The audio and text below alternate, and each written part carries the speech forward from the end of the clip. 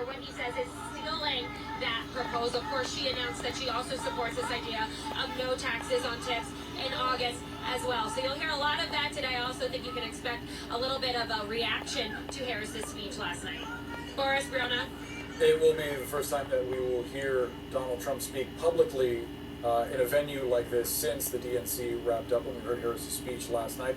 Elena, thank you so much for that reporting. Let's bring our panel back in, because something that we just heard from RFK Jr., Doug, is that former President Trump, this is from RFK, asked him to enlist him in his administration. Apparently there were two meetings between Trump and RFK Jr., and he suggested, this is RFK talking about Trump, he suggested that we join forces as a unity party. There's reporting out there that indicates that RFK Jr. also approached the Harris campaign and talked about a potential cabinet position there. Perhaps not surprising that someone who's considering dropping out of the race would seek future employment, perhaps, before throwing an endorsement behind someone. In campaigns, we call that endorsement shopping. And you're going to go to the one who offers you the best deal, if either one of them does. But I'd give some, it certainly begs the question of where would he fit in either administration? You're not going to put an anti-vax leader at CDC or the FDA or HHS or something like that. So where would he fit in either administration? Not clear. But I want to give some political advice to the Trump campaign right now. If you look at the backdrop of where Elena is, we hear these struggles of keeping Trump on message. This is an event designed to keep Donald Trump very much on message on what he wants to be talking about. It's in Las Vegas, talking about no tips. The Hotel and Restaurant Employees Union is massive. No taxes on tips. No, excuse me, no taxes on tips. It'd be different the other way around. That would be a bummer. But the Hotel and Restaurant Employees Union is a massive union, not just there, but throughout the country. You see the signage that they have. One's in Spanish. We don't talk enough in this campaign about Hispanic voters and the opportunities that Republicans have for outreach there, especially if they spend money on those resources. This is designed to keep Donald Trump on message, and along from way, way far out in left field comes RFK Jr. And if you're the leadership of the Trump campaign right now, you're really sweating it because you have a perfect venue to do a perfect event, and RFK Jr. could really spoil it because Trump likes to go on tangents. Yeah, and from the Harris campaign perspective, as Doug said, it's sort of interesting to see how would you fit him into an administration.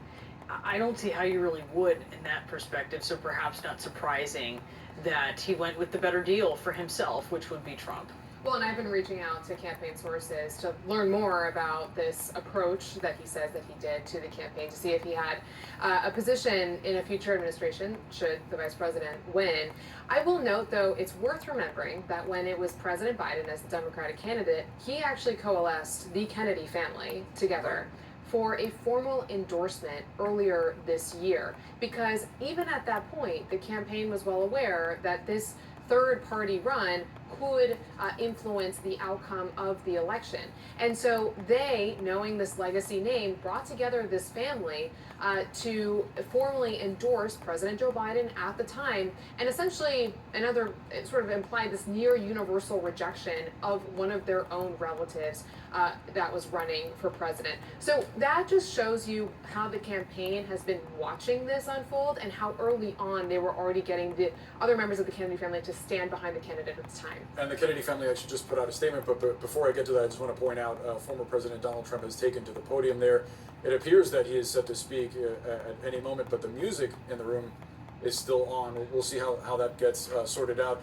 To the family statement being issued by the Kennedys, Kerry Kennedy just put this out on X, formerly Twitter, saying that essentially their brother Bobby's decision to endorse Trump today is a betrayal of the values that our father and our family hold most dear.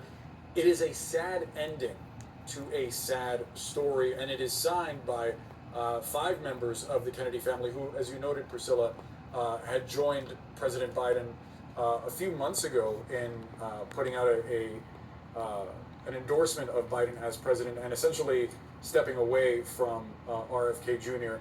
Here comes Donald Trump now.